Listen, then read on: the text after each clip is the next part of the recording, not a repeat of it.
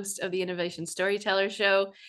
And I'm really excited today for our guest. We happened to meet at the Global Speakers Federation conference in Bali, Indonesia, back in October, which was an absolute blast. And I was blown away by my guest's keynote on digital transformation, artificial intelligence, and a future perhaps that some of us, and frankly, a present that some of us are not even envisioning right now, that's taking place right before our eyes. So I had breakfast with Mark and begged him to come on the show so I could share all of his insights with the rest of you. So without further ado, let me dive in. Dr. Mark van Rijmenam is the strategic futurist known as the digital speaker who lives and breathes emerging technologies to inspire Fortune 500 companies and governments worldwide. As a renowned international speaker, a global speaking fellow, a global guru in the category of futurist, and a 5-time author, he captivates business leaders. He has spoken in more than 30 countries across all continents. I'm going to ask you what speaking in Antarctica is like, Mark. And he considers himself an optimistic dystopian. Maybe some of you are in this category as well. And he has a deep understanding of AI, blockchain, the metaverse, and other technologies that you are either dying to try out or simply wish would go away. So he blends academic rigor with technological innovation. And as a 5-time author, he is celebrated for his candid, independent, and balanced insights. He's also an entrepreneur and is the founder of a platform called FutureWise, which helps you cut through the noise to obtain more wisdom on fast-changing topics that you need to know about right now using hyper-personalized insights from trusted sources. Mark, thank you so much for joining me. Well, thank you for having me, Susan. What a wonderful introduction. Well, so let's dive into it. So as I mentioned, you and I met in Bali, probably one of the most beautiful places on the planet, Absolutely. where we gathered together as speakers to talk about what are the trends that we're experiencing and also the impact, what's happening for our clients. And you really have a bird's eye view as to what's happening on the tech front when it comes to emerging technologies. So tell us a little bit about your own story, Mark. How did you kind of find yourself transforming into an expert on AI and all of these other technologies that are impacting us today? Well, it was, first of all, our meeting in Bali was wonderful. It was a fantastic conference, and having the opportunity to deliver the opening keynote for your peers is absolutely fantastic. And it's also something that I would never have imagined over a decade ago when I started in this space. And in fact, if you talk about transformation and if you talk about change, I started in the hospitality industry. And I was part of the opening team of the first ski resort in Dubai 20 years ago. So talking He about a was already in transformation. Dubai. Yeah. So talking about a transformation that I have gone through myself, from hospitality to marketing to finance, and now I'm in tech. And I, as you said, I help organizations all around the world understand this. So I have been very fortunate enough to be able to follow my passions and basically do what I think is what I like and what I think is useful. And over the years, that has brought me into the tech space. About 8 years ago, I did a PhD on this topic, on how emerging technologies change organizations. And since then, I've been just diving deeper and going down the rabbit hole further and further. And I never came out of this rabbit hole, because it just continues to go deeper, because there's so much happening within the emerging tech space. And I think for organizations and for innovators, it becomes harder and harder to understand what is going on in the world, because everything changes so fast. So, I find that both fascinating and frightening, how fast the world is changing at the moment. And well, it's good for me because it gives me a job, but it's also, I think, as organizations, we have to grasp this opportunity to understand and use this technology for the better of our society, of our organizations, and our individual lives, to create something to create a thriving future that can be ahead of us. Yeah. So I was blown away by this keynote because for those of us who work in innovation, AI is not something new to us, right? We learned about machine learning a long time ago. We certainly saw robots evolving over time. We saw this artificial intelligence mechanisms showing up in small doses in lots of fields, right? That was helping scientists process information and data very quickly. Many of us still remember the advent of supercomputing. right? And just the ability for giant computers strung together to really crunch numbers and do things that we hadn't been able to do before, certainly in the motion picture industry or in the video gaming industry, right? So these kinds of things have, been around us, and nobody listening to this podcast is certainly afraid of technological changes. But some of the things that stuck out for me in our conversation were the impacts to our lives, especially in business, especially the human components around artificial intelligence. And one of those case studies that I hope you'll share with my audience was about Klarna. Can you share a little bit about this company for those who don't know about Klarna and their experience of using AI now? Sure. So I think what we see happening at the moment is that you have within the group of innovators, you have the innovators who are really embracing this new technology and really going full force towards it. And what you see happening with those companies who are doing that, they are really benefiting from it already. And a lot of people say that at the moment AI is a hype, it's a bubble, and the bubble is about to burst. As if you look at the ridiculous valuations of the open AIs of this world, that might very well be true, but at the same time, AI is going to have a real world impact. And various researchers have indicated that they expect AI to contribute over $20 trillion by 2030. That's in 5 years from now. So we're adding $20 trillion to the global economy in 5 years. That's absolutely insane if we think about it. And is that productivity gains? Is that revenue? Like, how do you determine that addition to the economy? What do you think that is? I think it's predominantly productivity gains, because we can be using AI, we can be more productive, produce better products, and be more efficient, more effective. There will be also significant downsides to this technology, which we can talk about later.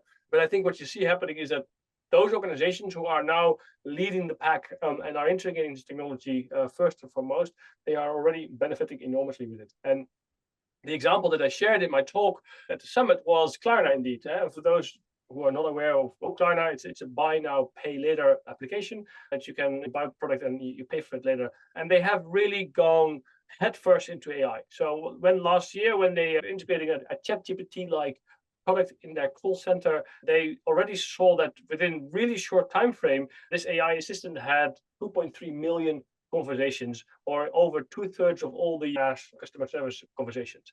And then can we just talk about that for just a second? So yeah. Klarna was set up, for those of you who don't know, anytime you're kind of checking out on Amazon or any of the e-commerce sites that you're looking at, you'll notice like a layaway option, right? Where you can pay over time on the purchase. So you don't have to spend all at once if you don't want to or can't. And so Klarna has this very high level of customer awareness and customer interaction. And as a result, had a pretty robust customer service center, right? A call center or chatbots or what have you that they were using to interact with clients who may have had challenges or problems with the service, right? Yeah. So what's the before look like before the AI comes into the picture? Well, so they have been doing already. They've been doing very well. I don't know what the valuation is at the moment, but they have been doing very well over the years.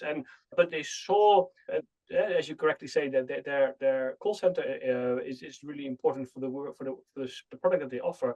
But they saw the need and the possibility of ChatGPT to really take over there. And as I said, within a very short time frame, this AI was doing the work of the equivalent of 700 full-time human call center agents, which subsequently they fired because they didn't need them anymore. But it's getting even better from a customer service perspective. Means that there's a 25% drop in repeat inquiries, and the call duration went down from 11 minutes to 2 minutes.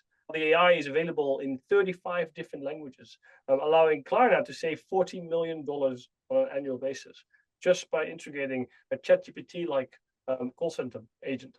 And that's phenomenal from a business perspective. And we'll park the downsides for a minute, because there are downsides to society and how good it is to always talk to a bot. I'm not sure, but purely from a business perspective, these results are phenomenal. And it gets even better because they've also started integrating generative AI in all their marketing activities, saving an additional $10 million. No more stock imagery, fewer agencies that they had to use, that they had to work with, etc. So that saved another $10 million. From October 2023, they stopped hiring new people altogether. So they're not hiring anymore. So they're just Any getting rid position across the country, across the company. they Wow. stopped hiring. They've also canceled 2 major Salesforce partnerships because they now rely on generative AI to do the same work better. So you see that there's this company who is now really moving full force into integrating AI in everything that they do. They're able to fire a large number of people, stop hiring, save money, and offer better service. That's the impact that we have at the moment, that you can have with AI within your organization if you really start integrating it in everything that you do. And I think this is a fascinating example of how fast this is moving.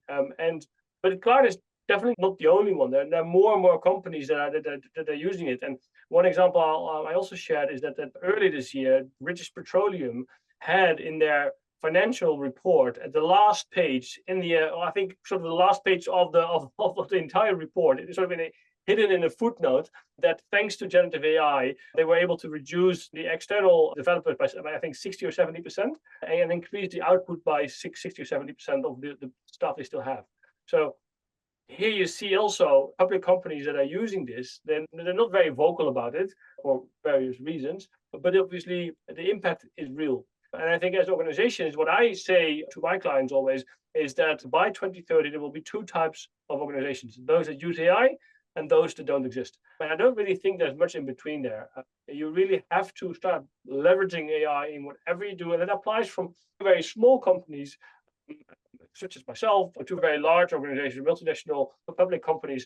We all need to start leveraging this technology if we want to create a relevant future for your organization. Yeah. So I think almost all of my listeners are either already using AI or have a stack of proposals sitting on their desk trying to determine the right directions.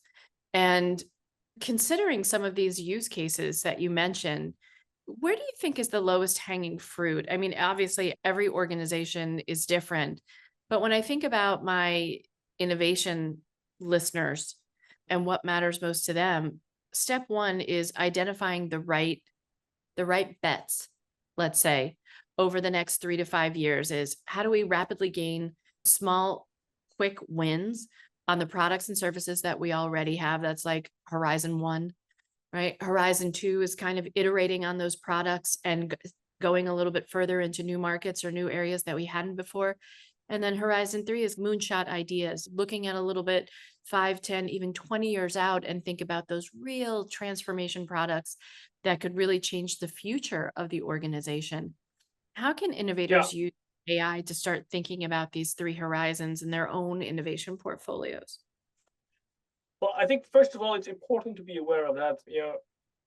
AI is a lot more than just ChatGPT or these large language models. In fact, you could almost say there are like 7 different types of applications for AI, from recognition, AI that uses patterns such as in data and gives you recommendations out of that. The classification, prediction, recommendations we all know from your Amazon recommended content or your Netflix recommended content, automation such as predictive analytics, generation, that's the generative AI, the ChatGPTs of this kind of world, and where we have more interaction with artificial intelligence. So I think it's important to be aware of that AI is more than just Gen AI. There's a whole other suite of technologies that you can use. Now, when we want to integrate and we want to have the low-hanging fruit, we have to look at, okay, what is AI really good at? If we look at generative AI, it's very good at creating messages, in brainstorming, in providing you with ideas, in helping you in, for example, the marketing department to be more creative and better output. Yeah, the example of Klarna is clearly showed how you can use that. That's one example. At the same time, if you want to use it in your coding and your programming, you can use generative AI to be a lot more productive for senior coders who can just produce better code faster. So that's a very low-hanging fruit that you can use. If you want to start integrating AI at different levels, you want to bring predictive analytics or prescriptive analytics to your organization, then it becomes a different story because that's a lot harder to do. If you want to integrate human workforce or robotic, it becomes even harder. Although these are all also considered AI or automation. And so it very much depends on how far you want to go as an organization and what type of organization you are. Klarna is a tech company, so no warehouses, no those kind of things where they can use robotics, but they can use generative AI in their call centers, in their marketing messages, and in other fields within the business.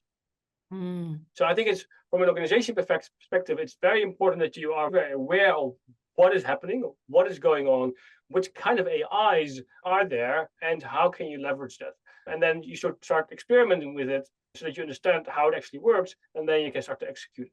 Because the world moves so fast. Generative AI is already almost outdated as we now move to agentic AI, where AI agents will start to collaborate with each other on your behalf, solving complex problems that we used to think were only solvable by humans. So this whole development around AI is moving so fast that if your organization doesn't have the right culture in place to start integrating and embracing these changes, which are happening faster and faster because we do live in exponential times, then it becomes very much harder to start using it. Hey, you snooze, you lose. I think it really applies here that if you don't pay attention to what's going on, you'll be out because it moves. If I'm a long haul flight and I don't have internet, by the time I land, I'm outdated. It's a bit of an exaggeration, but you understand what I'm saying because that's how fast things are moving. Yeah. It's coming off that flight from Indonesia. It was 32 hours of travel for me. And Oh my goodness. you get off the flight and you're like, wow, there's been a whole challenge that's being discussed. And by the time I get off the flight, it's resolved. I was like, okay, good. Like this was one I could bow out from. Yay, I'm excited. Yeah. But something that you mentioned though, so many of my listeners are in deep regulatory environments, whether it's healthcare, financial services, and certainly corporate guidance, and insists that a lot of the information that we create, we keep inside of the four walls of the corporation, right? So while we're simultaneously looking at open innovation projects where we look to other people to help us solve really big problems, now we're going, how do we ensure that the information that we're creating, is protected by corporate governance rules, and that we're not tipping our hat when we have a really good handle on AI to our competitors? Well, first of all, don't use the free version of ChatGPT. There's That's still right.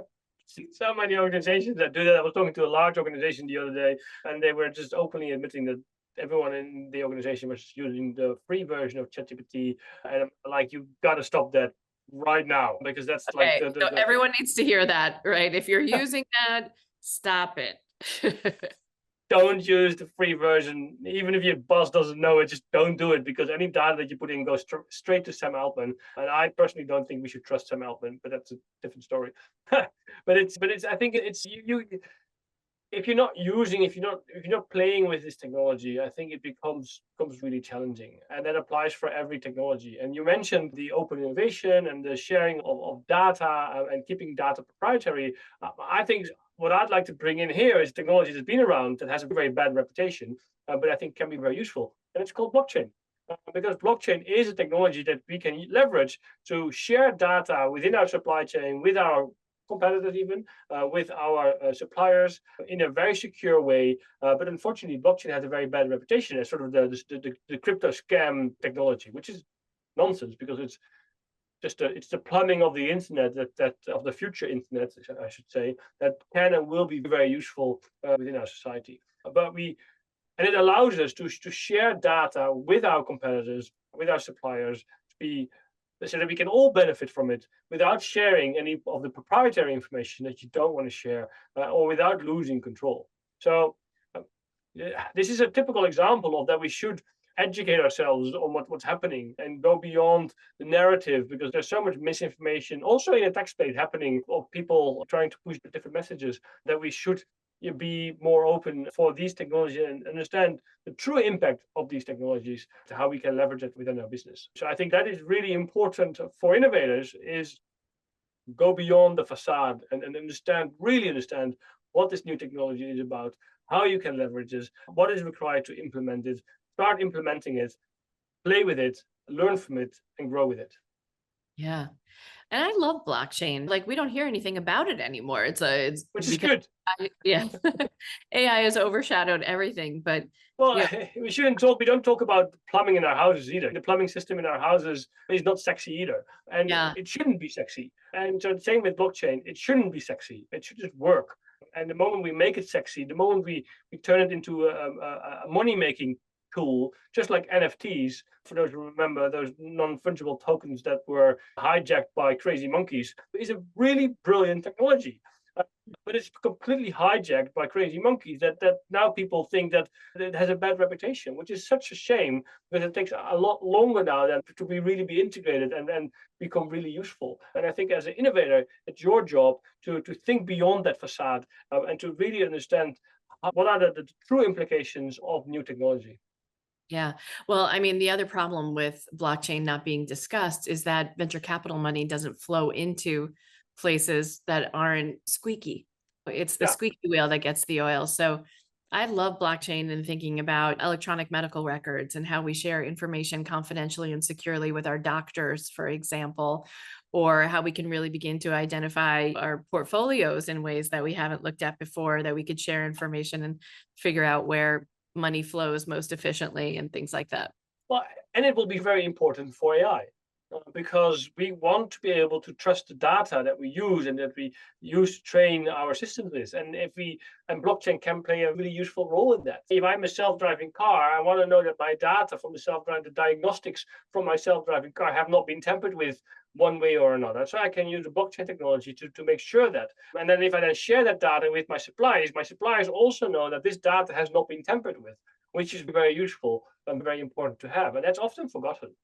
Yeah, especially in supply chain conversations, right? I mean, like you want to know that your frozen salmon hasn't been tampered with along the way, that's maintaining its frozen temperature, that it didn't wind up coming to room temperature halfway through Dubai on its way to you in New York City. Absolutely.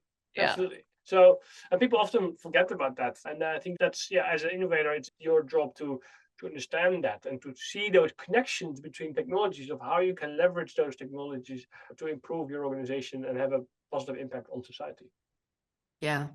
So something else about this I think was really fascinating in your talk, and that is contemplating, given Klarna's example, right, to just have a complete moratorium on hiring because the answer is living in the AI. Two things come from that. Number one is the people who are inside the organization and its culture now have companions, robot companions to their work. And I have to imagine that some of them are fearful that the AI will start outperforming them momentarily, right? Given the number of folks that they already fired from the customer service and maybe the Salesforce consultants, right? So now even the other concentric circles around the company, like consultants or software companies, are getting let go. How do you envision what universities maybe are going to be teaching our kids at schools, and what for companies that are still valuing the human component of work, how we change how we hire people and some of the qualities that we need to look for in the people who work for us? Well, you addressed quite a few important points because obviously what I see happening is that we now have a technology that for the first time in humanity's history can make decisions autonomously. So we have a technology that can operate without the help of human beings, sometimes better, not always, often better in collaboration with humans. But nevertheless, we have a technology that will help you be more effective, more efficient, create better products for less money, and most importantly, living in a capitalist society, drive and grow the profit for your shareholders. So what we'll see happening in the coming years that we are in this arms race that every organization, just like Klarna, will start to integrate this simply because it makes business sense. Doesn't mean it makes societal sense, but it makes business sense. And because from a shareholder perspective, from an AI perspective, that's what needs to happen.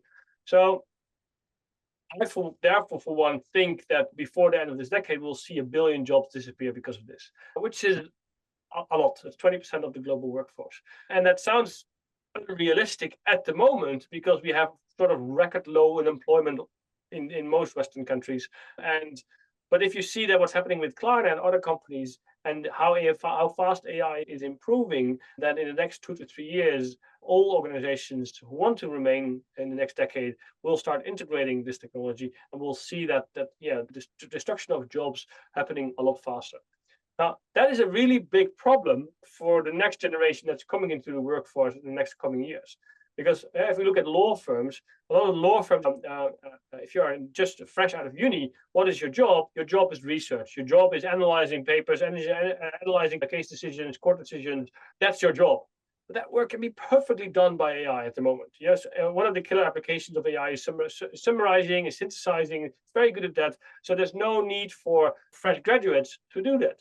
So what will happen now is in the coming years, a lot of organizations will start to replace the fresh graduates with AI. But then in a couple of years from now, they will think, oh, shoot, we shoot ourselves in the foot because now we don't have the next group of people waiting to take over the middle level. And so we're creating a gap here, which is going to be very problematic. And because we are very short-term focused, we only think about how can I save money today. So let's get rid of the graduate students because we can save so much money on that. But then we forget that we need the fresh graduates to train them on the job so that they become the medium level managers and can bring and push the company forward.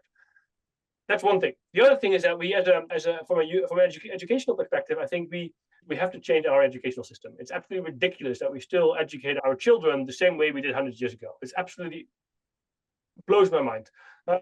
So we have to change how we educate the next generation. We should also put a lot more value on education. Again, I think it's ridiculous that we value educating the next generation so low within our organizations, within our societies around the world. It's just absolutely ridiculous. So we need to change education. We need to embrace technology within education because it's not going to stop. Teens are not going to stop using it if the teachers say you're not allowed to use it. In fact, they will use it even more.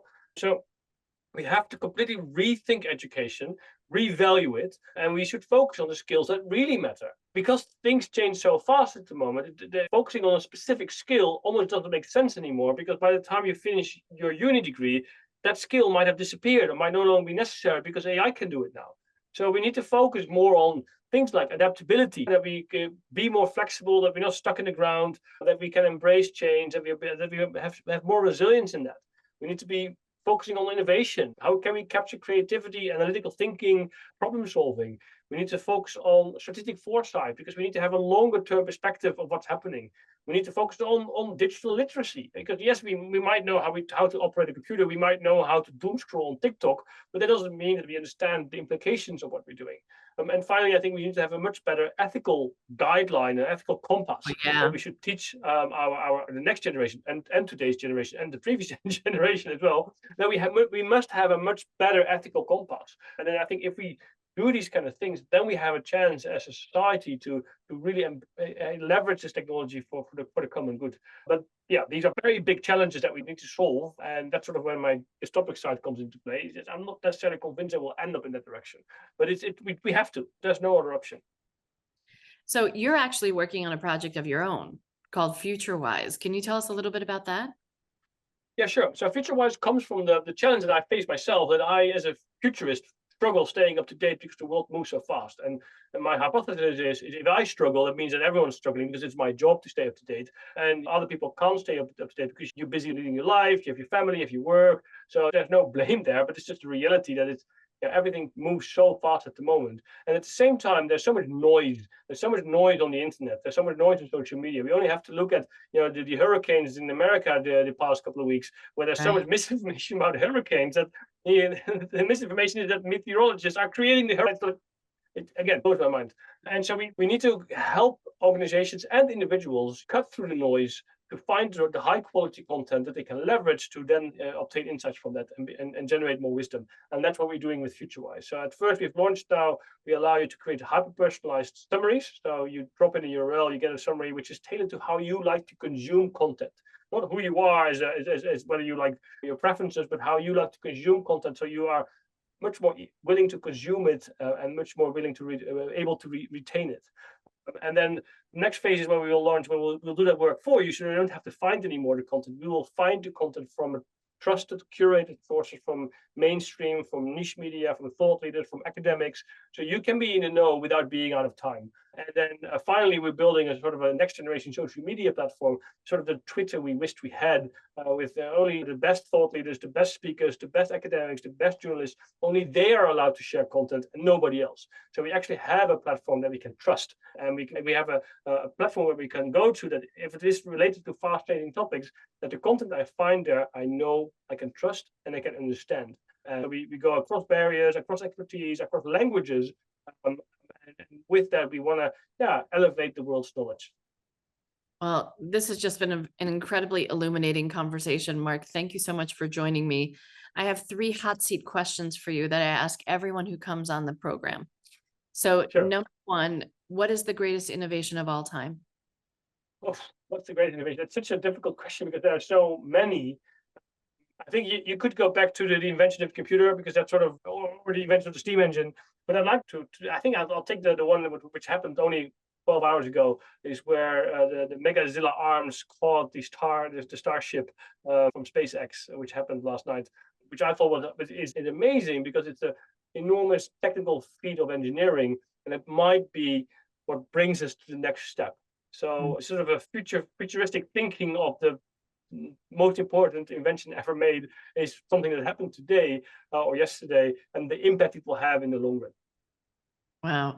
What, out of any innovation team in human history, if you could join one of these teams as we dispel the idea of one innovator changes the world, because it's always a team effort, what team would you like to have joined? Well, I'd like to stay with the SpaceX team, regardless of what we think of Elon Musk, or what he said on X and what he does with X. But I think he is an innovator at heart, and he really pushes the boundaries of technology. And he does it in ways that are sometimes questionable, but at least he pushes the boundaries. And what he has achieved in 20 years with SpaceX is nothing short of remarkable. Yeah. And I think if we had more companies who would embrace innovation like that, I think the world would be a better place. Yeah.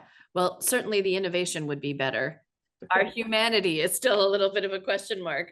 Fair enough. And then my last question is, what's something that really pisses you off, or something you just genuinely wish existed in the world that does not yet exist today that you'd like to see an innovator bring to fruition?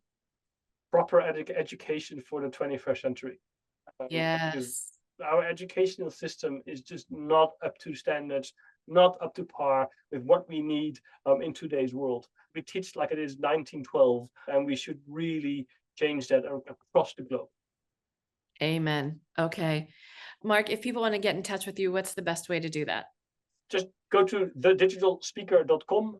You will find all my information. You can also find me on LinkedIn. I'm a prolific writer on LinkedIn as well. Also on my website, I've written about 1,200 articles, I think, over the past years. So yeah, I'm very easy to find, and only one Mark van Rijmenam in the entire world. So you can't miss me. Perfect. And next time we're going to get around to talking about science fiction, my least favorite topic, but we are going to do it. So Mark, thank you so much for joining me on the show today. And yeah, very illuminating conversation. Thank you. Thank you for having me, Susan.